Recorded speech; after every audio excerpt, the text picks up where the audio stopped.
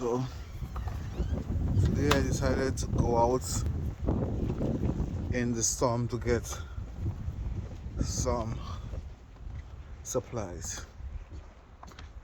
How smart of I to do that? What happened is that I got to my car and tried to put the key in,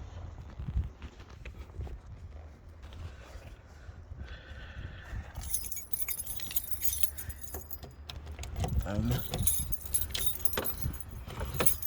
eyes open. I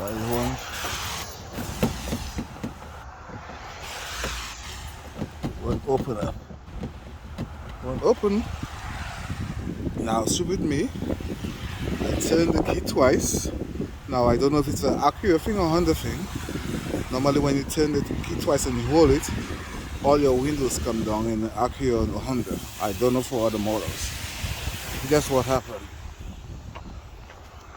My right passenger window went down, and now it's a shitstorm, blizzard, and I cannot get in my car because the doors are shut,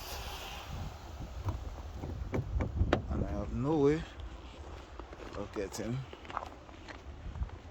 into the car.